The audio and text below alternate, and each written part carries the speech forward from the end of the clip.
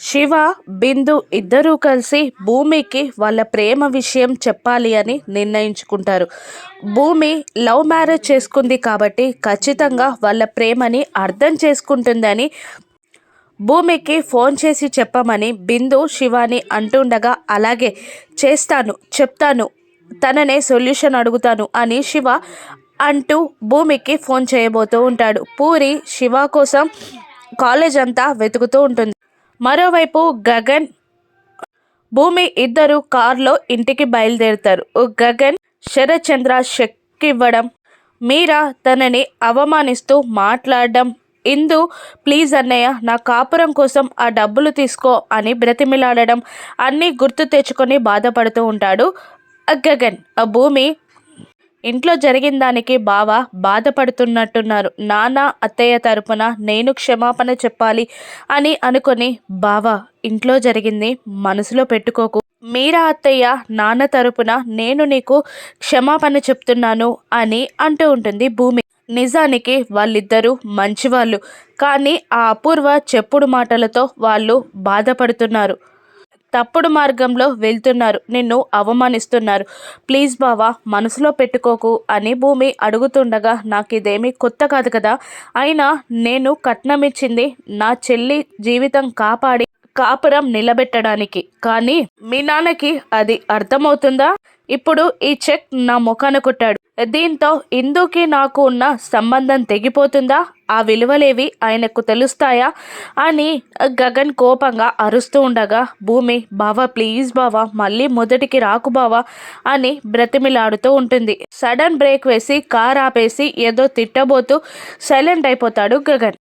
అప్పుడే అక్కడ కొబ్బరి బొండాలు కనబడతాయి. బాగా కోపంతో రగిలిపోతున్నావు కదా బావా, నిన్ను చల్లార్చడానికి కొబ్బరి బొండాలు తెస్తాను అని భూమి అంటుండగా, నాకొద్దు నేను తాగను అని గగన్ అంటుంటాడు. కాదు బావా నేను తాగుతాను, నాతో పాటు నువ్వు తాగు అంటూ గగన్ వద్దంటున్నా వినకుండా భూమి కిందికి దిగి కొబ్బరి బొండాలు తేవడానికి వెళ్ళిపోగా, అప్పుడే శివ నుండి భూమికి కాల్ వస్తుంది. శివ భూమికి కాల్ ఎందుకు చేస్తున్నాడు అని అనుకొని భూమిని పిలిచి ఫోన్ ఇవ్వబోతూ అసలేం మాట్లాడుతుంది అని అనుకొని ఫోన్ లిఫ్ట్ చేసి చెవి దగ్గర పెట్టుకొని హలో అనేలోపే శివ, అక్క ఎక్కడున్నారక్క, మీ ఇంట్లోనే ఉన్నారు కదక్క, సైలెంట్గా ఉన్నావేంటక్క, బావ పక్కనున్నారా, నువ్వు మాట్లాడకక్క, నేను చెప్పేది వినక్క, మీ ఇల్లు మా ఇల్లు అని నేను అన్నానని నువ్వు తప్పు పట్టుకోకక్క, మనిద్దరం ఒకే చోట పెరిగిన ఒక తల్లిదండ్రులకి పుట్టలేదు కాబట్టి నీ నా అనాల్సి వస్తుంది,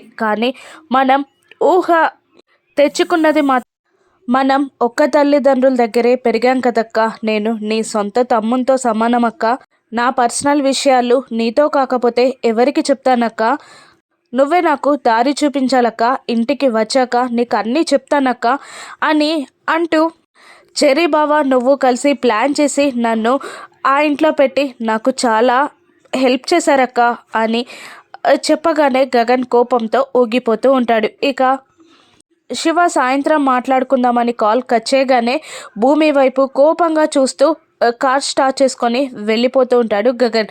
అయ్యో ఈయన గారేంటి, ఈ పెద్ద మనిషి ఏంటి పెళ్ళాన్ని నడి రోడ్డుపై వదిలిపెట్టి వెళ్ళిపోతున్నాడు అని భూమి కారు వెనకాల పరిగెడుతూ ఉంటుంది. మరోవైపు మీరా కేపీ కలిసి గుడికి వస్తారు. నేను గుళ్ళోకి రాను, నువ్వు వెళ్ళు అని అంటూ ఉండగా సరే అంటూ మీరా వెళ్తుంది. అక్కడ అప్పటికే శారద దేవునికి మొక్కుకొని అక్కడ ఒక దీపం వెలిగిస్తుంది, తను కోరిన కోరిక నెరవేరాలి అని. భూమి గగన్ ఇద్దరు పిల్లా పాపలతో సంతోషంగా ఉండాలని మొక్కుకొని కోరుకోగానే గుడి గంట మోగుతుంది. దాంతో సంతోషంగా దీపం వెలిగిస్తుంది శారద. ఆ దీపం కొండెక్కబోతూ ఉండగా మీరా కేపీ ఇద్దరు చేతులు అడ్డుపెట్టి దీపాన్ని కాపాడతారు. నేను వెలిగించిన దీపం మీరు కాపాడారా అని మీరా కేపీ వైపు చూస్తూ అంటూ ఉంటుంది శారద. నువ్వు వెలిగించావా ఏంటి, నా మొగుడిని నా నుండి లాక్కోవడానికేనా అని అవమానిస్తూ మీరా మాట్లాడుతుండగా, జరిగిపోయిన కాలం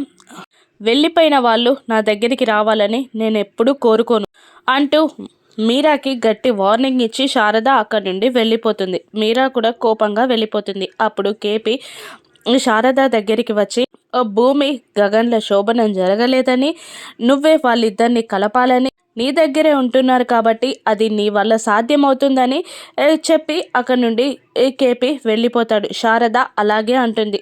గగన్ ఇంటికి వచ్చి శివ కోసం కోపంగా ఎదురు చూస్తూ ఉంటాడు. ఇక శివ కాలేజ్ నుంచి సంతోషంగా వచ్చి అక్క అక్క అని పిలుస్తూ అక్కడ గగన్ ఉండడం చూసి, బావా భూమి అక్క ఎక్కడా, నువ్వు అప్పుడే వచ్చేసావేంటి అని అడుగుతూ ఉంటాడు శివ.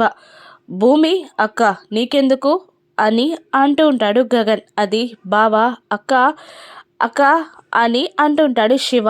అక్క ఏంటక్క, నీకు తను అక్క అని గగన్ నిలదీస్తుండగా, మీరు బావే కదా బావా, తన అక్కే అవుతుంది కదా అని అంటూ ఉంటాడు శివ.